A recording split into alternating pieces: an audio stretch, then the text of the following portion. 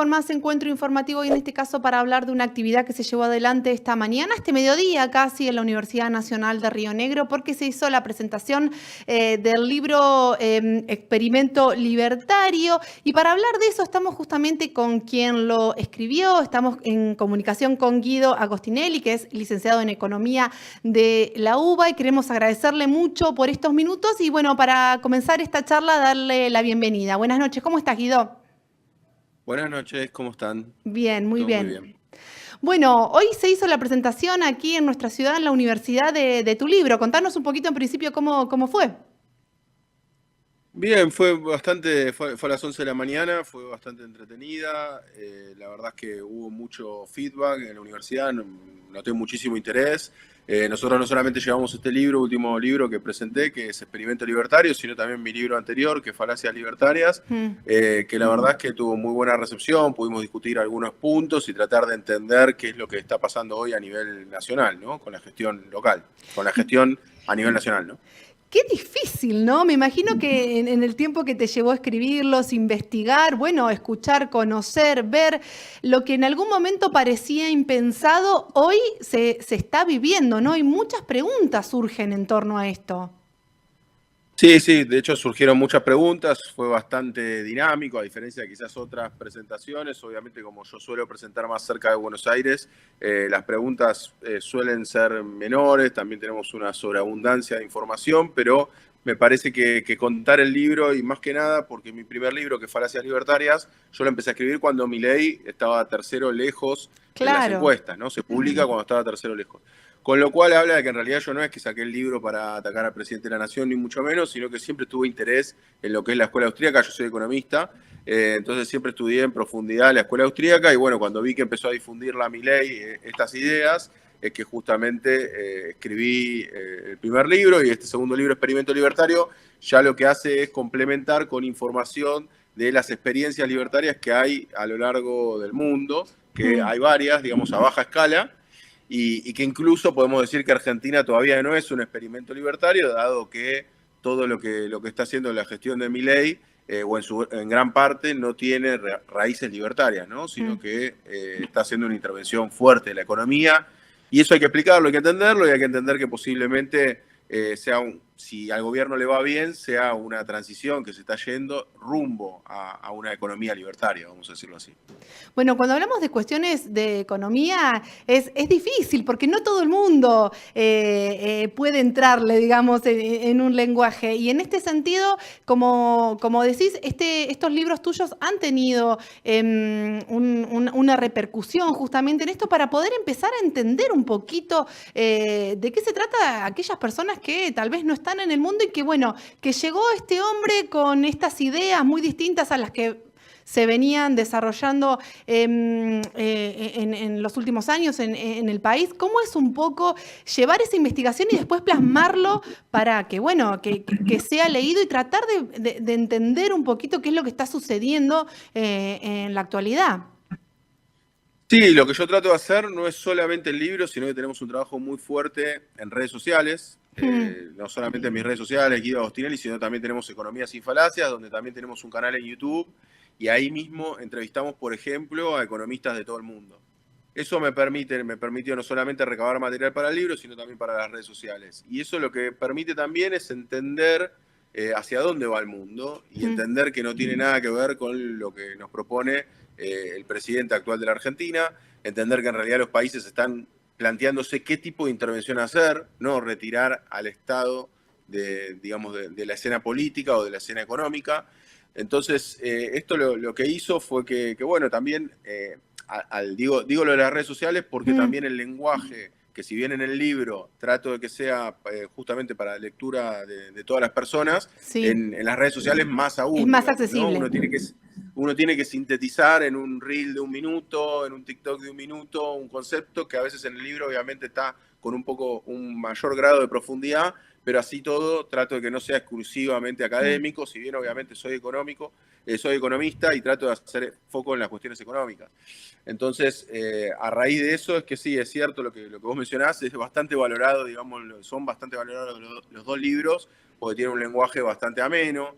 De hecho, en lo que es experimento libertario, que contamos casos de pequeños experimentos que se dieron en el mundo a baja escala, en pequeñas ciudades, vamos a decirlo así, o pueblos, y que justamente ahí lo que mostramos son las consecuencias a baja escala, y eso está narrado, de hecho, bajo esa lógica, que fuimos hasta esos lugares y experimentamos qué era lo que era estar ahí y ver cuáles fueron las consecuencias, ¿no? Cuáles fueron las consecuencias que se generaron a través de estos experimentos. Recién decías que se generó un buen feedback, un ida y vuelta, preguntas. Recién hablabas de lo que algunas de las cuestiones que implican estas políticas que están llevando adelante, el corrimiento del Estado, pero hay otras cuestiones que también tienen que ver con, por ejemplo, que viene siendo central en nuestro país hace mucho, que tiene que ver con la inflación. Y esta idea de que bajar la inflación es la meta y eso va a solucionar todo. Esto surge un poco también en las consultas, en las preguntas, porque bueno, parece que la inflación está bajando, pero la calidad de vida de las personas también. Entonces, también es parte de ese poder ir entendiendo o ver cuál es este camino que nos están llevando. Sí, tal cual, das un poco en el clavo, porque en realidad, pensémoslo un segundo, ¿no? Si mañana la inflación, supongamos le va muy bien al gobierno en esta cuestión, que va a tener dificultades, pero supongamos que mañana la inflación es cero, que no hay más inflación en Argentina. No podemos decir que por eso se resuelven los problemas de Argentina, bajo ningún concepto. Los problemas van a seguir siendo lo mismo, o van a ser todos menos tener más inflación y posiblemente el poder adquisitivo también se vea deteriorado. Entonces lo que hay que tratar de entender primero, inflación, lo que ha tenido como éxito la explicación libertaria es que es muy sencilla, ¿no? Se puede explicar de nuevo en un reel de un minuto, yo te puedo explicar siempre y en todo lugar, es un fenómeno monetario la inflación, entonces bueno, yo te digo, si emitís, vas a tener inflación. Suena súper sencillo. Vos para que te des una idea, yo en la UBA, que doy clases, soy docente de macroeconomía en la UBA, estoy 2 clases enteras de 2 horas explicando el proceso inflacionario. Para que entendamos que es un poco más complejo. Sí. Que obviamente, y el gobierno creo que finalmente algo ha entendido de esto, por ejemplo, el valor del dólar es una determinante de qué nivel de inflación tenés. No es solamente la emisión monetaria. Nadie podría acá pensar que si el dólar mañana se va a 2.000 pesos, los precios se van a quedar quietos. Entonces, de esa misma manera hay que tratar de explicarlo, hay que tratar de profundizar, y como bien decías vos, ahí caemos en una trampa, ¿no? De pensar que el problema central es la inflación. En realidad es el reflejo de otro problema central que sentimos, que es la pérdida de poder adquisitivo. Claro. Porque si vos justamente tenés una pérdida de poder adquisitivo, ahí justamente se da a través de la inflación. Pero eso no quiere decir que siempre que tengas inflación tenés pérdida de poder adquisitivo. De hecho, vos tuviste procesos en los cuales había inflación y los salarios le ganaban a la inflación. Son los menos, pero existieron. Entonces, lo que quiero decir es eso, que no es el tema central, y cómo solucionar el tema de la inflación es justamente con recesión, con ajuste económico, por ende es con un deterioro también de lo que es el poder adquisitivo. Sí, que seguramente tiene que ver con otras cuestiones, no solamente con esta premisa de inflación cero, ¿no? Tiene que ver con una idea libertaria justamente de la concepción de cómo debe guiarse una manera de sí, que tiene que ver. Exacto, tiene que ver, por ejemplo, cuán concentrada está la economía, porque, a ver, la inflación es un proceso que uno lo ve a lo largo del tiempo, ¿no? Pero en realidad, fijémonos la inflación que tuvimos, por ejemplo, en diciembre del año 23, ni bien asume Milei, un salto de un 25%, ¿no? Entonces yo después de hacer un salto de un 25%, empiezo a disminuir la inflación. Claro, pero ese 25%, ¿cuánto tardé yo en recuperar ese 25% de salto? En realidad el problema en sí mismo no es la inflación, sino lo que yo perdí de capacidad de compra, que por más de que la inflación baje, yo la perdí. De hecho, eso se ve muy claro en las jubilaciones mínimas, por ejemplo, ¿no? Las cuales se ha congelado el bono y entonces automáticamente tenés menos poder adquisitivo los jubilados y pensionados, ¿no? Guido, además de esto de la inflación, ¿hay alguna otra pregunta que surge cuando estás presentando los libros, cuando están en el intercambio común que te han hecho en los distintos lugares en los que has estado? Sí, hay muchas preguntas. A ver, por lo general, por ejemplo, una típica, pues una mentira que ha repetido mucho Milei, es si éramos primera potencia mundial en 1895. Esto es un poco sacándote de la actualidad, ¿no? Claro. Pero digo, cuando Milei dice que era bueno, en el libro está desarrollado, pero básicamente, como para no dejarte solo el título, no fuimos primera potencia mundial, tuvimos el PBI per cápita, el 6º PBI per cápita del mundo sobre 36 países. El PBI per cápita no determina si vos sos la primera potencia, porque sería como que yo hoy te dijera que Luxemburgo o Mónaco son la primera potencia mundial, cuando en realidad es Estados Unidos o China. Entonces hay mucha trampa en ese relato de Milei de que fuimos primera potencia mundial. No, no fuimos primera potencia mundial, eso hay que tenerlo presente.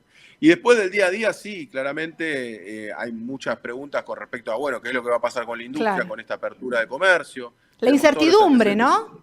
La incertidumbre, exacto, hasta qué punto se va a seguir el ajuste. Hay muchas preguntas que a veces también me exceden como economista, ¿no? Porque cuando te preguntan hasta cuándo va a ser el ajuste, y el ajuste puede no tener límite, el límite se lo va a dar la sociedad, no te lo da la economía. ¿No? La economía en un punto, el déficit o el superávit fiscal es una cuenta matemática. O sea, vos siempre podés reducir el gasto público. El tema es hasta dónde soporta o tolera la población este ajuste, ¿no?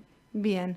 Bueno, Guido, queremos agradecerte muchísimo por estos minutos. La verdad que la charla da para mucho. Hay muchas cosas para preguntar en este contexto que estamos viviendo. Pero una última antes de cerrar tiene que ver con el último escándalo que se dio con la criptomoneda y todo este negocio que excede, creo que al común de la gente en general, ¿no? Y lo que sucedió con el presidente, ¿no? Y el impacto que eso tiene en nuestra economía. Sí, ahí para entender a mí lo que me gusta más asociar con la cuestión de las criptomonedas, que hoy a propósito no me lo preguntaron, ese tema no lo abordamos, así que viene bien aclararlo ahora. A mí me parece que el mercado de las criptomonedas se parece mucho a un mercado libertario al 100%. ¿Por qué? Porque no hay intervención estatal, de hecho hasta ni hay registro exacto de las personas que participan. Si vos podés tener una billetera virtual con un seudónimo o lo que fuera, o podés ser una billetera virtual conjunta de muchas personas.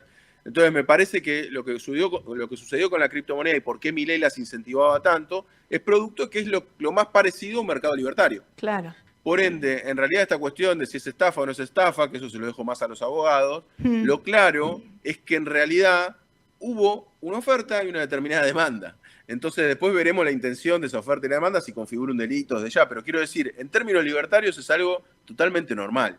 De golpe hay quienes ofrecieron esa criptomoneda, de golpe hay quienes decidieron demandarla y de golpe hay quienes decidieron desprenderse de esa moneda. Entonces esto es lo que ocurre cuando hablamos de mercados que no están intervenidos por el Estado. Esto no te va a ocurrir en la bolsa de valores, eso te va a ocurrir muy raramente. ¿Por qué? Porque la bolsa de valores tiene un cierto volumen de operación, los que operan se registran, los intermediarios que están en la bolsa de valores tienen que estar registrados y tienen que hacer cursos de capacitación para eso, y el Estado controla. O sea, vos no puedes invertir en la bolsa de valores algo, digamos, que adquiriste de forma ilegal. Por no allí escuché hacerlo, ¿no? la comparación también con un casino, por ejemplo, que tendría también una regulación y algo similar a lo que estabas mencionando de la bolsa, ¿no? Que no se lo puede comparar Correcto. tampoco con eso. Correcto, por eso es importante entender eso. El Estado no solamente, y esto es algo que hago bastante hincapié en el libro, no es solamente necesario para los trabajadores, sino que el Estado también es necesario para quienes invierten capital. Es importante tener reglas de juego para que quienes inviertan capital puedan obtener una ganancia razonable, digamos. Claro. Entonces, ¿qué es lo que ocurre con esta criptomoneda? Bueno, quienes decidieron invertir cierto capital se vieron perjudicados. Se vieron perjudicados por un engaño. Entonces, esto, bueno, sin lugar a dudas, me parece que donde más lo golpea a Milei no es tanto en la cuestión de delito, que como digo, eso lo va a determinar la justicia, sino en su pérdida de credibilidad como economista, ¿no? Claro. Porque justamente era su punto, vamos a decir así, por ahora, porque todavía no se ven todas las consecuencias de lo que hizo Milei, como su punto más fuerte, ¿no? Es un buen economista, ¿no? Esto que trató de instalar de que iba a ser el ganador del premio Nobel, ¿no? Sí. Y por otro lado vemos un ganador del premio Nobel que no puede ni recomendar una cripto, que se desploma la criptomoneda y termina perjudicando a un montón de personas, ¿no? Entonces me parece que ese mito se cae y me parece que es ahí donde más lo afecta y que quizás las consecuencias no sean en el corto plazo, sino más en el mediano y largo plazo y se pueda entender lo improvisado también de la gestión económica de Milei, ¿no? Bien, bueno, queremos agradecerte muchísimo por estos minutos y bueno, seguramente estaremos en contacto para seguir charlando, así que muchísimas gracias. Gracias a vos, te quiero aclarar una cosita ¿Sí? nomás. Vinimos acá a Puerto Madryn, así que vamos a estar presentando mañana también el libro acá en Puerto Madryn, que por si hay gente cerca también, que nosotros hicimos recién en recorrido, y desde ya en Viedma fue muy... le quiero agradecer especialmente a la universidad, que la verdad que nos acogió muy bien allá en Viedma. Bueno, muchísimas gracias y buenas noches. Muchas gracias, hasta luego.